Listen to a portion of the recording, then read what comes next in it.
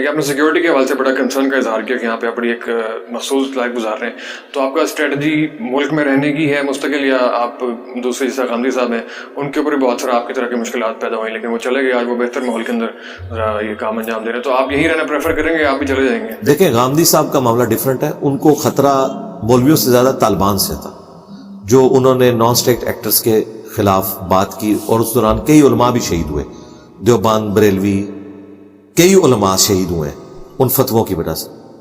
غامدی صاحب بھی under threat تھے نان اسٹیٹ ایکٹرز کے. وہ مولویوں کے شر سے نہیں گئے, مولویوں والا فیکٹر بعد میں ایڈ ہوا ہے. وہ زیادہ ظاہر ہے کہ مولوی تو دیکھیں آپ کو ونریبل کریں گے, کسی اپنے بچے کو آپ پہ نہیں چڑھائیں گے کیونکہ اس بچے کا تو انہیں مستقبل بنانا ہے, لوگوں کے بچوں کو ابھاریں گے. لیکن جو طالبان, جو ٹی ٹی پی یا اس طرح کی جو نان اسٹیٹ ایکٹر تنظیمیں ہیں, ان کے پاس تو ورک فورس موجود ہے چڑھانے کے لیے اوپر. تو بیسیکلی ان کا اختلاف اس وقت, اور اس وقت وہ بڑے اسٹرانگ تھے. اب وہ کافی ویک ہو چکے ہیں. غامدی صاحب اگر آپ ملک میں آ بھی جائیں تو کوئی مسئلہ نہیں ہے, لیکن ظاہر پبلک گیدرنگز میں وہ اس طریقے سے نہیں جا سکیں گے. اس کی وجہ ہے کہ مولویوں نے ایک ان کے بارے میں مشہور کر دیا. میرا معاملہ یہ ہے کہ میں تو پبلک میں رہنے والا بندہ ہوں. مجھے ہزاروں لوگ یہاں کے ملتے ہیں, ہر سنڈے کو 400-500 بندے آتے ہیں, پچھلے 15 سال سے آ رہے ہیں. اور ہم نے لوگوں کو دلیری دی ہے کہ آپ نے اس معاشرے کے اندر انہی کے پیچھے نمازیں پڑھنی ہے, انہی کو چندہ دینا ہے, انہی کی مساجد میں جانا ہے, سسٹم سے الگ نہیں ہونا, فرقہ واریت نہیں کرنی, ان کے ساتھ رہ کے ان کی اصلاح کی کوشش کرنی ہے. اور میں خود باہر جا کے بیٹھ جاؤں تو لوگ مجھے کہیں گے بھائی تم تو باہر بیٹھے ہو نا, ہمیں پتہ ہے کس تکلیف سے گزر رہے ہیں. اور میں نے اپنے اسٹوڈنٹس کو بھی کہا کہ آپ نے ونریبل نہیں ہونا, آپ لوگ لوگوں کو قرآن و حدیث پیش کیا کریں, جو بندہ سمجھے اس کو ویڈیو شیئر کریں, خود ویڈیو بنا کے سامنے نہیں آنا, کیونکہ میں جو تکلیف کاٹ رہا ہوں میں نہیں چاہتا کہ میرے اسٹوڈنٹس کیمرے میں آئیں اور پھر ان کو اسی طریقے سے لائف گزارنی پڑے, الا یہ کہ جو اپنے فائنینشیل ریسورسز کو مینیج کر لے. کیونکہ 10 دفعہ دروشی پڑھنے سے, 10 دفعہ سبحان اللہ کہنے سے پیاس نہیں بجھتی اور نہ پیٹ کی بھوک مرتی ہے. اس کے لیے آپ کو اپنے ریسورسز مینیج کرنے ہوں گے. میں نے سب کچھ اپنا مینیج کیا ہے ایک پریکٹیکل انداز کے اندر, ٹھیک ہے. اس کے بعد پھر میں نے اس یعنی فیلڈ میں اس لیول کے اوپر گیا ہوں. تو باقی لوگ تو صرف یہ کریں, میں توپ کے منہ کے آگے میں آیا ہوں. کسی قسم میں کوئی سوشل ایکٹیویٹی نہیں ہے, خوشی غمی آنا جانا کہیں پہ کچھ سوشل ایکٹیویٹیز, یعنی خوشی غمی کیا, خوشی غمی میں لوگوں کو فون پہ جن لوگوں کے ساتھ ایسے معاملات ہوتے ہیں اور ان کے لیے دعا کر دیتا ہوں, اور وہ بھی اس کے اوپر خوش ہیں. دیکھیں ہر بندے نے اس طرح کی لائف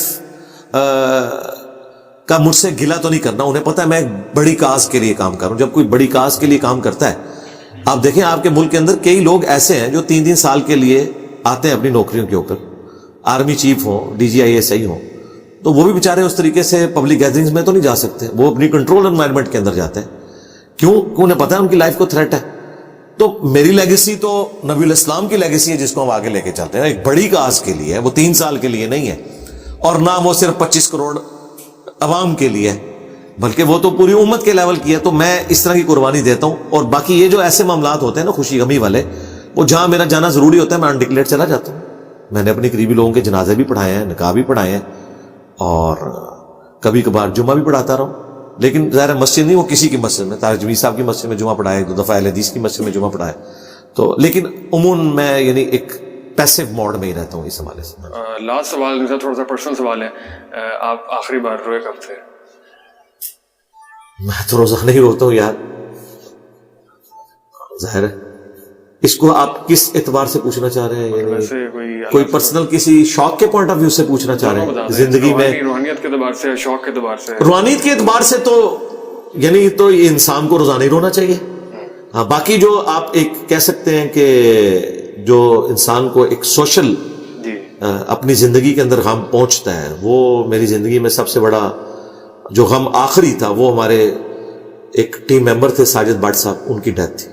وہ آلموسٹ 1 سال ہو چکا ہے. وہ میرے لیے ایک تکلیف دہ چیز تھی بہت زیادہ.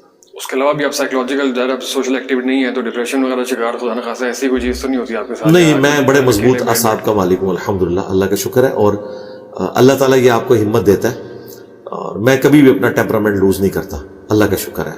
تسلی سے اپنا ٹائم لیتا ہوں. میں نہیں دیکھتا کہ آسٹریلیا نے 434 رن بنا دیے, کوئی مسئلہ نہیں, چیز ہو جائیں گے. ایک میکس ویل آ کے افغانستان سے میچ چھین کے لے جاتا ہے. تو دیکھیں میں نے ایک پورا ہفتہ انتظار کیا, اور یہ ہفتہ پورا ہونے سے پہلے ہی جن لوگوں نے میرے خلاف پروپیگنڈا کیا تھا کہ یہ اکیڈمی میں گزرنے نہیں دیا, کیمرے چھین لیے, وہ ویڈیوز میں خود ہی ایکسپوز ہو گئے کہ ان کو تو بلا رہے تھے, وہ خود ہی نہیں آ رہے تھے کیونکہ وہ دنگا کرنا چاہ رہے تھے. انہوں نے سارا کچھ خود ہی کر لیا جا کے, وہ خود ہی بس وہ ان سے اس وقت ان کو پتا نہیں تھا نا کہ اب کیمرے کی آنکھ ہر چیز ریکارڈ کرتی ہے, اور وہ ویڈیو بھی انہوں نے خود چڑھائی.